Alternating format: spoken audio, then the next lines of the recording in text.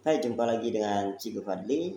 Pada kesempatan kali ini, Cikgu akan melanjutkan materi pelajaran kita tentang industri perhotelan. Nah, sedikit mereview tentang sejarah perhotelan. Di sini kebetulan Cikgu sedang baca sebuah buku referensi. Ini ada sejarah perhotelan. Cikgu bacakan ya. Di Amerika dan Eropa, bentuk usaha akomodasi yang bernama Inn, tempo hari juga sudah Cikgu jelaskan di kelas tentang Inn, ya kan? Nah, ini bentuk usaha akomodasi yang bernama Inn lahir pada abad ke-6. Sekarang abad ke-berapa? Ayo. Abad ke-6 sebelum Masehi di Yunani kuno. Lahirnya akomodasi tersebut disebabkan oleh pesatnya perkembangan alat transportasi sehingga banyak orang yang terdorong untuk melakukan perjalanan dengan berbagai alasan. Nah, ternyata pemicunya itu tuh. Muncul akomodasi yang menggunakan istilah Inn, ya. Kemudian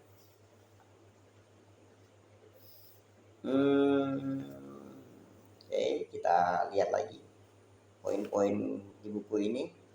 Beberapa negara memiliki sebutan yang berbeda untuk bisnis akomodasi. Nah, perhatikan baik-baik ya. Contohnya di Inggris, bisnis akomodasi yang disediakan untuk umum disebut inn atau tavern. Nanti tulisannya muncul di layar ya. Di Prancis, bisnis akomodasi disebut kabaret. Nah, beda ya. Ini belum ketemu tuh kata hotel, mana kita cari. Dengan pesatnya perkembangan bisnis akomodasi, istilah yang digunakan pun mengalami perubahan menjadi hostel. Nah, ternyata di sini nih mulai pakai kata hostel, mulai mendekati. Hostel berasal dari kata host yang artinya tuan rumah. Sedangkan istilah pimpinan hostel yang digunakan di Inggris disebut dengan hostelieris atau innkeeper. Nah, sudah mulai mendekat nih ke istilah hotel, ya kan? Kemudian setelah berjalan selama 80 tahun, istilah hotel mulai diperkenalkan di Inggris pada tahun 1760 kawan-kawan. Cikgu lahir tahun 1984. Tuan hotel ya. Oke. The Tramon House adalah hotel pertama yang memberikan pendidikan dan melakukan seleksi karyawan dengan tujuan meningkatkan kompetensi agar mutu layanan dan kepuasan tamu turut mengalami peningkatan. Setelah 20 tahun beroperasi, Hotel The Tramon House kemudian ditutup untuk direnovasi. Nah, 20 tahun dia beroperasi itu kemudian direnovasi. Dengan keberhasilan The Tramon House, hotel-hotel baru pun bermunculan dan saling bersaing dalam meningkatkan mutu pelayanan dan fasilitas kepada tamu. Nih. Pada permulaan abad ke-20 mulai terjadi perubahan yang sangat masif pada industri perhotelan. Hal tersebut ditandai dengan munculnya hotel-hotel kelas menengah yang tidak begitu mewah dan mahal, tetapi praktis bagi wisatawan yang betul-betul membutuhkannya. Karena kepraktisannya tersebut, hotel kelas menengah ini berkembang sangat pesat menyaingi hotel mewah. Nah, singkat cerita seperti itu. Kemudian, seorang berkebangsaan Amerika namanya Ellsworth Milton Statler tahun 1863 sampai 1928 adalah seorang yang berjasa menemukan ide-ide baru seperti penyediaan koran pagi, cermin di kamar, dan fasilitas lainnya. Dalam kurun waktu 40 tahun berikutnya, hotel-hotel milik Statler telah menjadi contoh dalam pembangunan konstruksi hotel baik di Amerika Serikat maupun di seluruh dunia. Nah, Itu sejarah singkat tentang sejarah perkembangan hotel di Amerika dan Eropa. Ini nih, ada lagi poin bagus nih. Industri perhotelan pernah mengalami masa kejayaan selama dan sesudah Perang Dunia Kedua. Pada masa itu, banyak sekali orang yang melakukan perjalanan, baik serdadu atau serdadu nggak, tentara pasukan ya. Orang-orang yang sedang cuti untuk berlibur, pindah tempat tinggal, kesibukan dalam bisnis baru, mengungsi, maupun orang yang melakukan kegiatan lainnya. Itu singkat cerita tentang sejarah perhotelan di Amerika dan Eropa. Kita lanjut untuk poin lain, yaitu sejarah perhotelan di Indonesia. Nah, kita lanjut ya. Yang tadi jangan lupa dicatat poin-poin pentingnya. Terus diingat ya. Ingat saja, perlu dihafal. Kemudian di Indonesia nih, sejarah perkembangan hotel di Indonesia tidak dapat dipisahkan dari pembangunan pada masa kolonial Belanda. Saat itu mulai berkembang industri pariwisata dan industri penginapan. Sebutan untuk hotel pada saat itu di Indonesia, penginapan. Ya. Jadi awal-awalnya istilah hotel di Indonesia itu penginapan, ya, tempat orang nginap gitu ya. Berawal dari Pulau Jawa, hotel Indonesia pertama kali dibangun sebagai penginapan wisatawan Eropa. Munculnya hotel di Indonesia juga dilatar belakangi oleh dibukanya terusan Suez. Terusan Suez, tahu di mana? Cari tahu ya. Yang memudahkan kapal-kapal Eropa masuk ke Indonesia. Lalu, kemudian Belanda memanfaatkan kondisi ini dengan membuat Biro Pariwisata pada tahun 1910.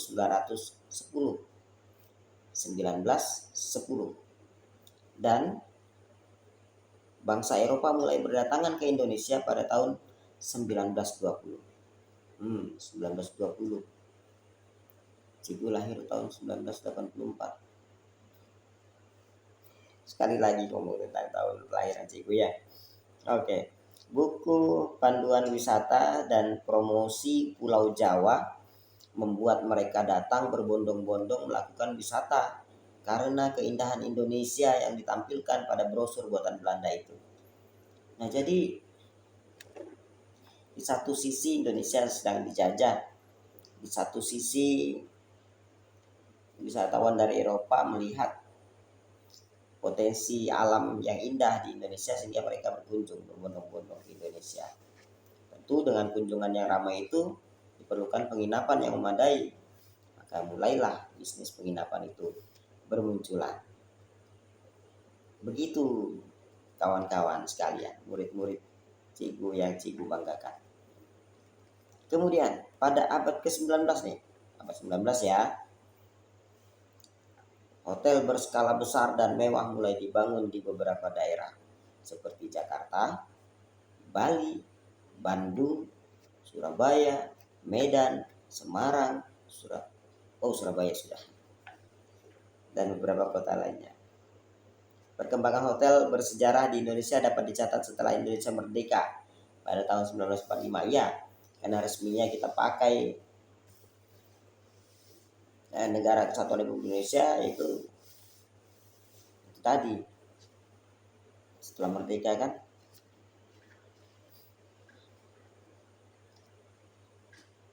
Hotel Indonesia pertama yang dibangun setelah kemerdekaan adalah Grand Inna Samudra Beach Hotel yang terletak di Pelabuhan Ratu, Sukabumi, Jawa Barat. Jawa Barat ternyata hotel pertama yang dibangun setelah kemerdekaan. Itu ya. Namanya Grand Inna Samudra Beach Hotel di Pelabuhan Ratu, Sukabumi, Jawa Barat. Catat tuh, biar nggak lupa. Nanti kalau ada soal kayak gitu kan bisa jawab. Ya, oke, kita lanjut ya. Setelah itu Hotel berstandar internasional bintang 5 Indonesia pertama yang dibangun setelah kemerdekaan adalah Hotel Indonesia. Makanya kalau ke Jakarta ada namanya Bundaran HI. Bundaran HI itu bundaran yang di dekat situ ada Hotel Indonesianya. Nanti browsing ya di Google, cari di internet Hotel Indonesia. Nah, apakah sekarang namanya masih Hotel Indonesia atau sudah ganti nama? Silakan di browsing. Nanti kasih tahu Cigu apakah namanya masih Hotel Indonesia atau sudah ganti. Oke, sip. Kita lanjut ya. Hotel yang sampai sekarang masih eksis dibangun pada 5 Agustus 1962 dan telah diresmikan oleh Presiden Soekarno saat menyambut Asian Games keempat tahun 1962. Itu. Kemudian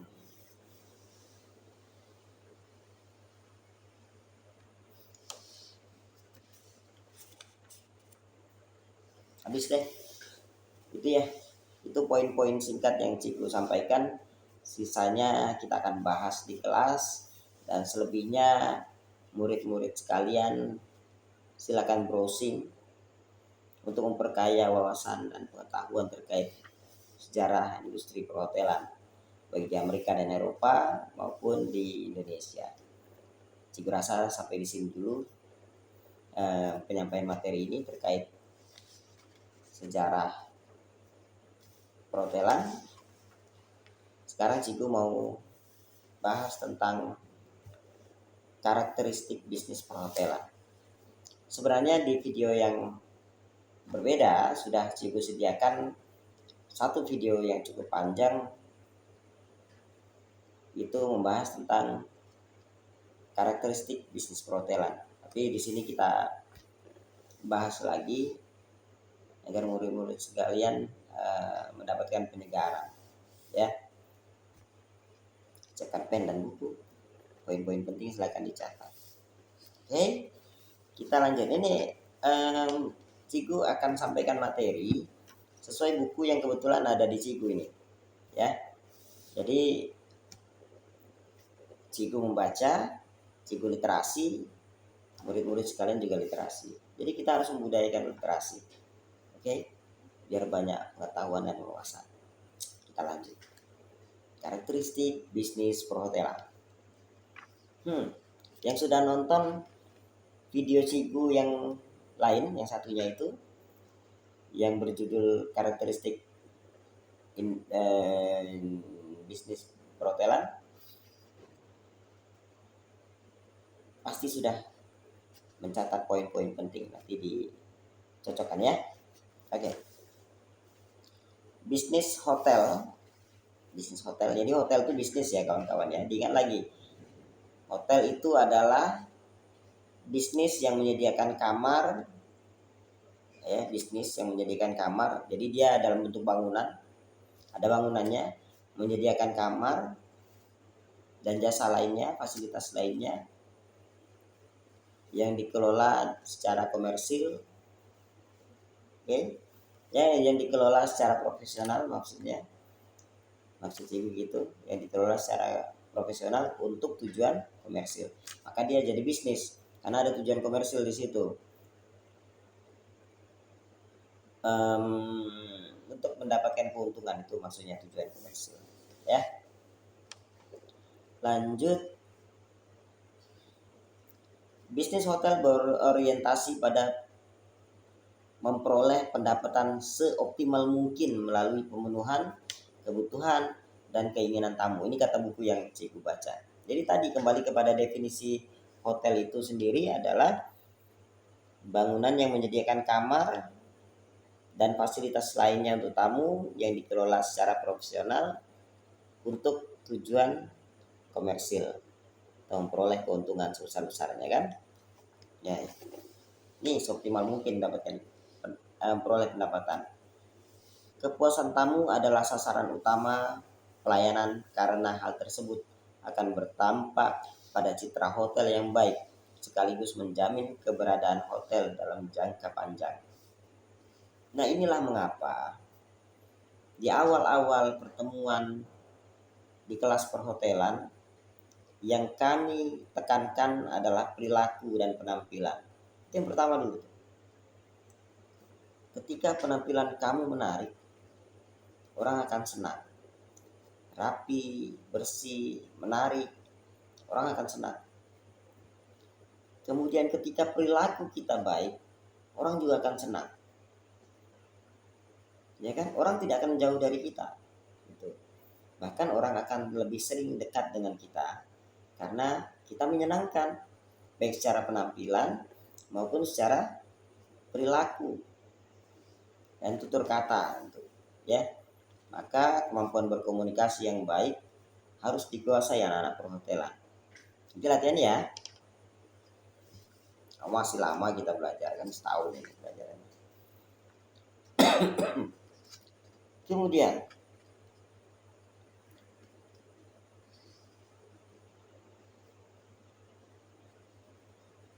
tadi itu, kepuasan tamu adalah sasaran utama pelayanan. Jadi kerjaan kita di hotel itu memberikan pelayanan kepada siapa? Kepada tamu, pengunjung hotel. Baik dia menginap ataupun tidak. Selama mereka berkunjung ke hotel, mereka tamu kita. Kita wajib melayaninya dengan baik. Jangan pilih-pilih kasih. Ditanya dulu kan, Bapak atau Ibu mau nginap nggak? Kalau nggak nginap nggak saya layani. Nggak gitu ya. Jadi nggak kayak gitu di hotel.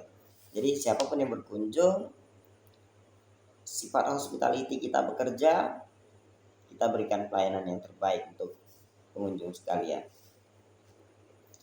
Kenapa? Karena tadi tuh disebutkan. Karena hal tersebut akan berdampak pada citra hotel yang baik. Kalau layanan kita baik, maka orang akan memandang hotel tempat kita bekerja itu baik. Tapi kalau layanan kita buruk, maka yang muncul penilaian orang terhadap hotel kita adalah hotel itu buruk. Kalau hotelnya dipandang buruk oleh pengunjung, maka akan berkembang di masyarakat informasi tentang hotel itu buruk. Maka yang terancam siapa? Bisnis hotelnya. Bisnis hotelnya terancam perkembangannya, bahkan kita yang bekerja di situ juga terancam masa depannya gitu. Maka seseorang yang bekerja di hotel harus bisa menjaga nama baik hotel, menjaga citra hotel, membuat citra hotel itu semakin bagus. Gitu. Ya. Ringan-ringan aja kita bahas. Masih batuk sih. Kemudian ini masih di buku yang sama. Produk bisnis perhotelan mempunyai 4 karakteristik khusus. Nah, ada 4 karakteristik khusus produk di hotel. Jadi produk yang ada di hotel itu memiliki 4 karakter khusus. Ingat ya, produk yang ada di hotel. Sebelum kita bahas itu, Cigu mau tanya, apa tuh pengertian dari produk? Yang bisa jawab, tuliskan di komentar. Oh iya, kita jelaskan. Produk itu adalah sesuatu yang dihasilkan melalui proses pengolahan bahan baku.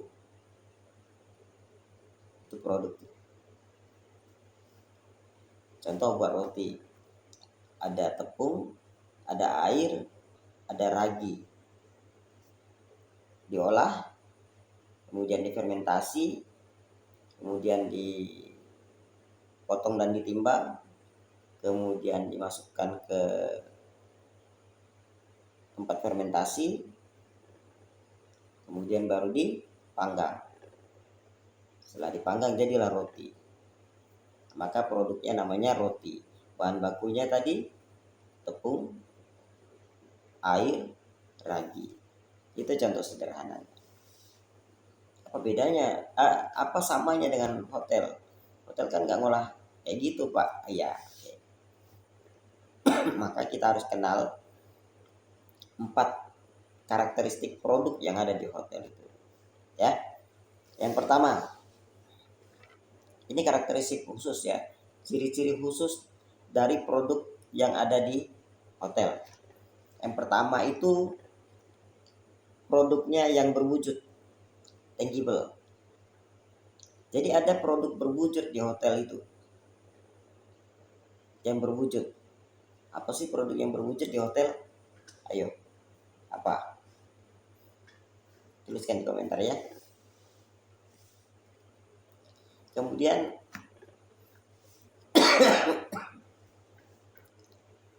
oh, harus disebutkan ya. Oke. Contoh dari produk tangible atau berwujud di hotel itu satu, ada kamarnya kan? Kamarnya nampak nggak? Nampak. Ada kamarnya, berwujud kamar. Ada tempat tidurnya, ada. Itu. Kemudian ada makanan dan minuman nggak di hotel? Kalau ada, berwujud kan makanan. Bukan cuma bayangin ada makanan, ambil dari bayangan makan. Kan? Nah, itu ada wujudnya. Kemudian kolam renang. Kalau di hotelnya ada kolam renang. Ada enggak kolamnya? Ada airnya, bisa berenang di situ. Wujud kan kolamnya, kolam renangnya. Itu swimming pool kan, kolam renang. Kemudian misalnya ada fitness center, gymnasium. Ada gymnya di situ. Ada gym, ada fitness center. Ada tempatnya kan, wujud kan. Alat-alat fitnessnya ada, kelihatan itu wujud.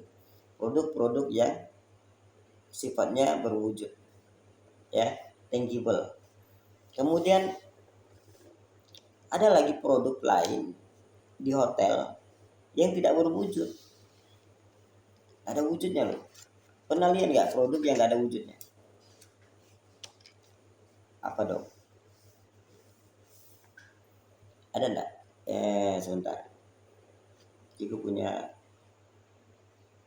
vitamin C. Nah, ini ada wujudnya nih. Ada botolnya, tapi bukan botolnya yang dimakan, ya. Tuh, ada vitaminnya nih.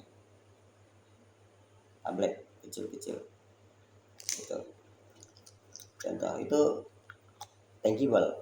Sekarang kita bahas yang intangible atau tidak berwujud, tapi dia produk. Jadi jangan selalu berpikir bahwa yang namanya produk itu harus ada barangnya. Jadi produk itu dibedakan dua kategori, ya, tangible dengan intangible. Kalau produk yang tangible berwujud benda, kalau yang intangible berwujud layanan. Sekarang Cikgu kasih contoh. Kita tersenyum ketika pengunjung datang ke hotel. Keramah tamahan kita menyambut mereka. Keramah tamahan itu wujudnya. Ada barangnya, ada bendanya. Ya, itu dia. Kenyamanan yang kita berikan. Ada wujudnya, ada bendanya. Tidak ada. Kemudian keindahan. Orang bisa lihat. Bisa lihat kan? Bisa dipegang keindahannya. Ya bisa. Itu. Keamanan. Orang merasa aman. Ada wujudnya. Ada Pak security. Security itu petugas yang menjaga keamanan. Keamanannya seperti apa bentuknya? Gak ada kan? Itu intangible. Sampai di sini bisa dimengerti. Murid-murid Cikgu ini pintar-pintar semua kan? Cikgu yakin bisa dimengerti. Kemudian ciri khusus yang lain dari produk yang ada di hotel itu, yang ketiga adalah apa? Perishable. Apa itu perishable? Tidak tahan lama. Itu loh. Tidak tahan lama. Kalau sifatnya tidak tahan lama, Cikgu. Ya, kita lihat. Lihat ya.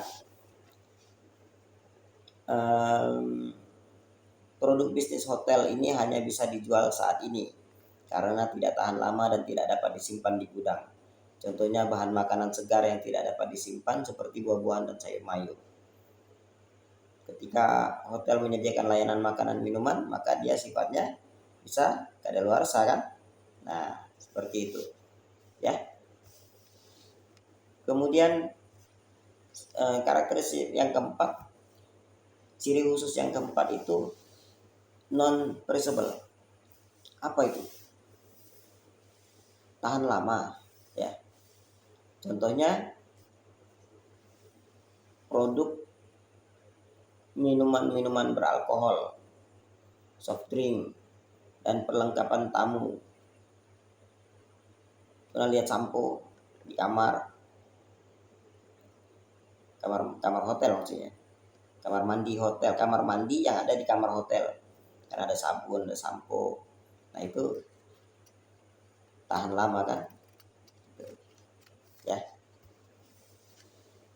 Oke, sampai di sini Cikgu sudah mereview beberapa materi pembelajaran yang beberapa kali sudah kita bahas juga di kelas.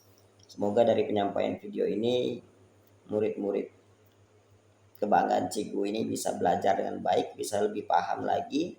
Silakan ditonton ulang-ulang saja video ini ya. Ditonton berulang-ulang. Silakan di like, subscribe, kemudian dihidupkan tanda loncengnya supaya kamu tahu ketika Cikgu mengupload video-video baru untuk pembelajaran kalian. Silakan dibuat rangkuman dari video ini, nanti setor ke Cikgu di kelas ya, untuk tambahan nilai. Jangan lupa setiap kali pertemuan kita di kelas, Cikgu akan memulai pertanyaan hasil dari literasi kalian.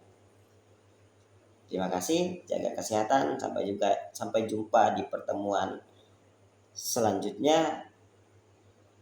Tetap semangat, tetap menjadi anak-anak baik. Titip salam untuk orang tua hebat kalian di rumah. Selamat malam.